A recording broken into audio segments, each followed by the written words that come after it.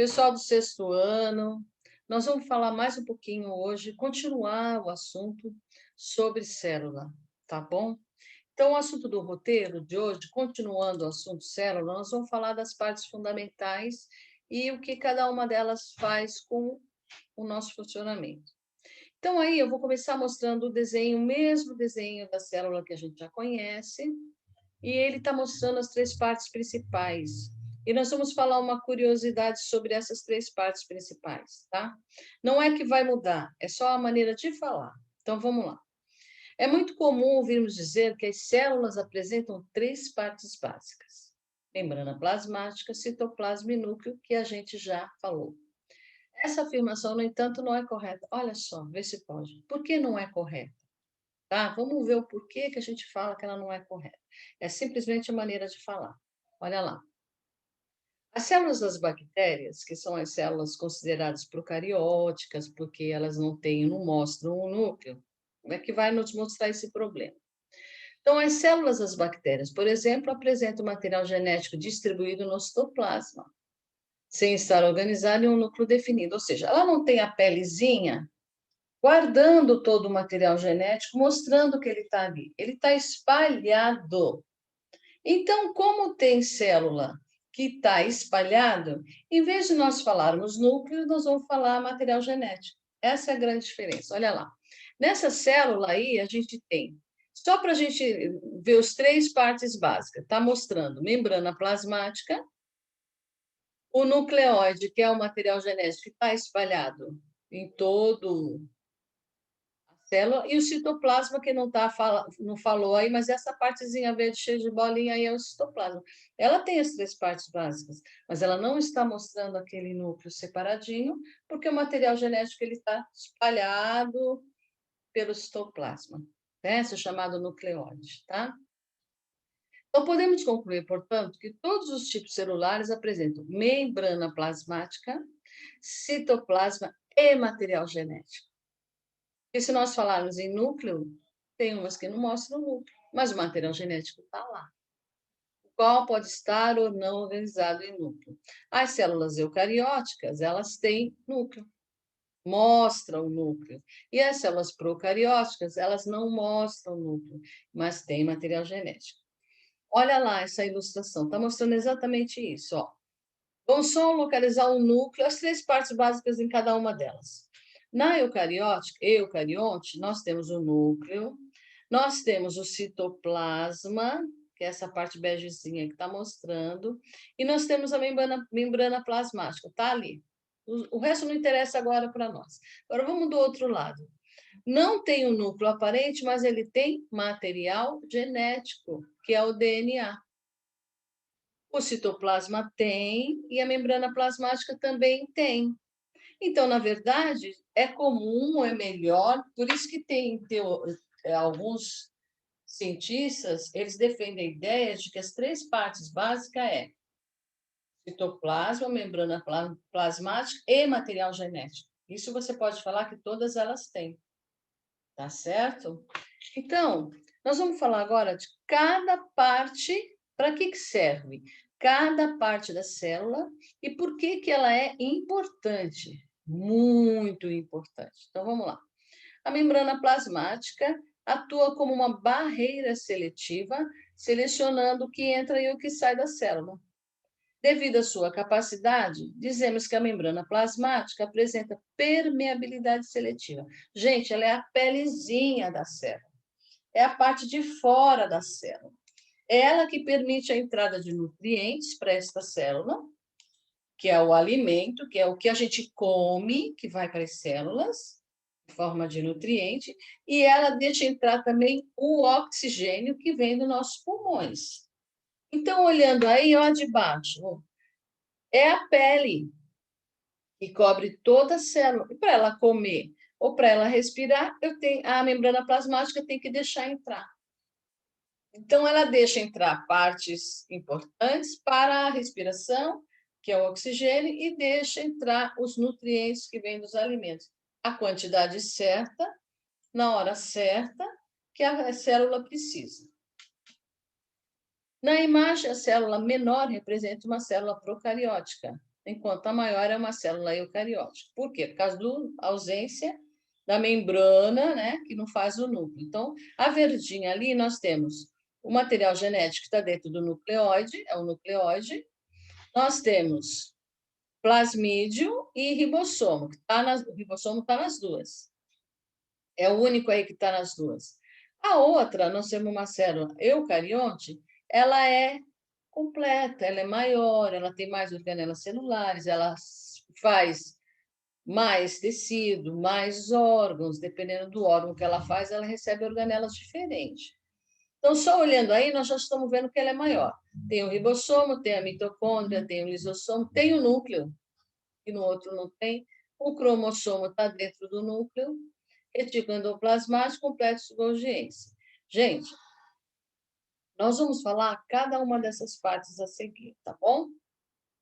O citoplasma. O citoplasma é um líquido que está dentro da célula, onde recebe as organelas celulares, onde está o núcleo, tá? Para que serve isso? Vamos ver. O citoplasma, por sua vez, diz respeito ao interior da célula. Naquelas células que possuem núcleo, o citoplasma corresponde à região entre o núcleo e a membrana plasmática. No citoplasma, várias reações químicas ocorrem e é nesse local também que encontramos, em células eucarióticas, as chamadas organelas celulares. Na verdade, ela é um líquido que preenche toda a célula, aonde fica as organelas celulares, tá? E depois, olha aí, como exemplo de organelas celulares, podemos citar, olha esse desenho que maravilhoso. Ele está mostrando aí para que serve cada uma das organelas celulares que está escrita ali. Olha lá.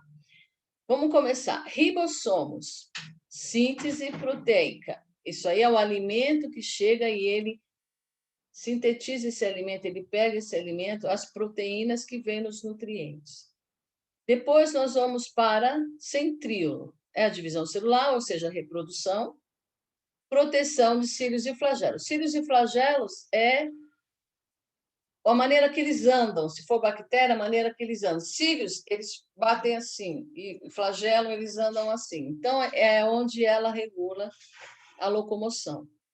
Complexo Golgiense, secreção. Secreção é todo o líquido produzido pela célula, bom ou ruim, e é jogado fora através do complexo de Golgi. Peroxissomo, degradação do H2O2.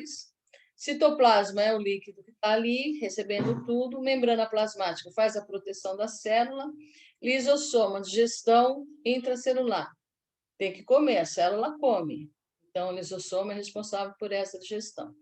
Retículo endoplasmático liso, síntese de lipídios. Lipídios é a gordura, então também regula a gordura. Mitocôndrias é responsável pela respiração celular e que leva a energia à célula. O nucleolo é dentro do núcleo, é o material que está dentro do núcleo.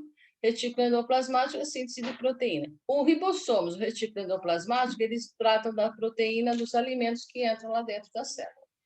Tá? Bom, nós vamos falar de algumas organelas. Não dá para falar de todas, mas nós vamos falar as principais. Mitocôndria, responsável pelo processo de respiração celular. A nossa respiração não é a base. Se a gente fica sem respirar, quanto tempo? A gente não fica sem respirar, nem um minuto. A mitocôndria também não fica. E ela dá energia para a célula através da respiração, tá? Então, dentro da mitocôndria, olha lá, nós ampliamos uma para vocês verem como ela é. O DNA, que é o material genético, está dentro dela. Matriz mitocondrial, que é onde é o espaço aonde está. Membrana interna é uma pelezinha, membrana externa é outra pele, cristal, na verdade, é outra pele. Então, lá dentro, ela funciona pegando o oxigênio e distribuindo para a célula para que ela tenha vida, tá? Como a nossa respiração. Cloroplastos. Aí nós estamos falando de vegetais. Cloroplastos são responsáveis pela clorofila de um vegetal, parte verde de um vegetal, pigmentação verde de um vegetal. Então, ele é verde mesmo, tá? Então, olhando aquela célula vegetal, ela é bem bonita.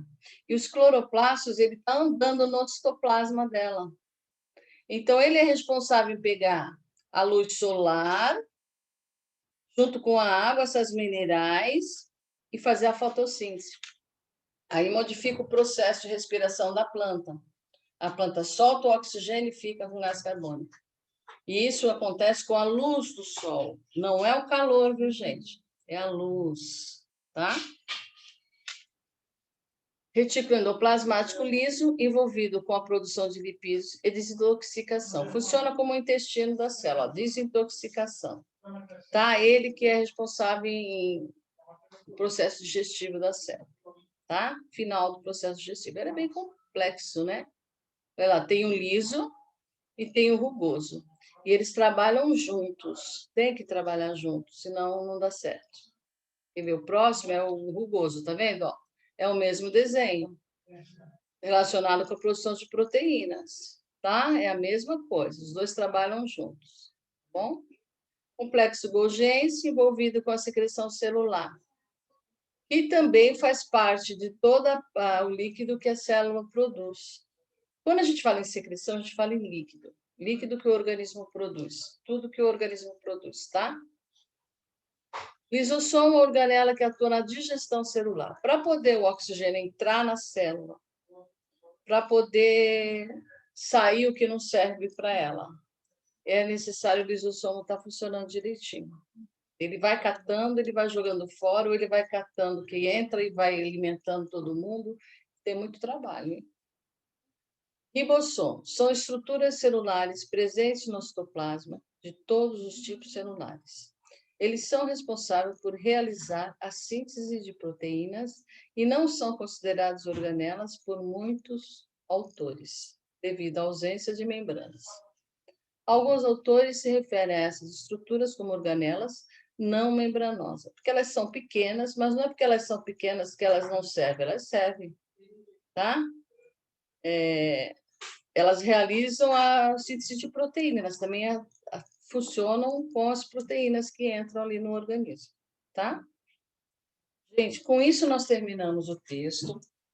Eu espero que vocês tenham entendido. Esse exercício aí, ó, após a leitura do texto, preencha a tabela abaixo com as funções das organelas presentes nas células eucarióticas. Gente, para que serve, o que cada célula serve?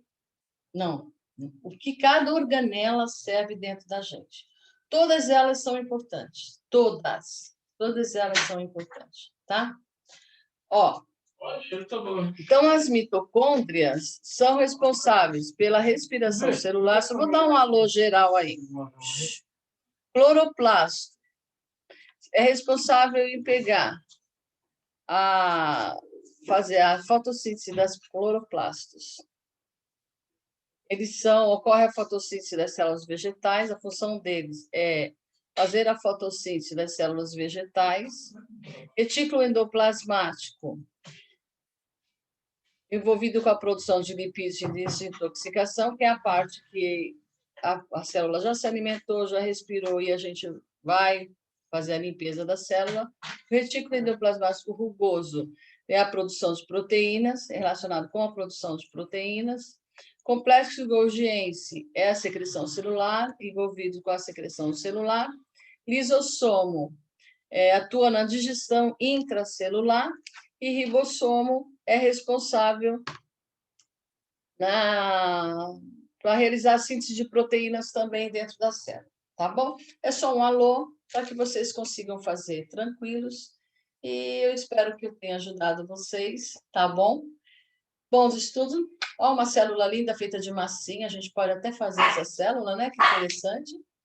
Beijo para todos, até a próxima.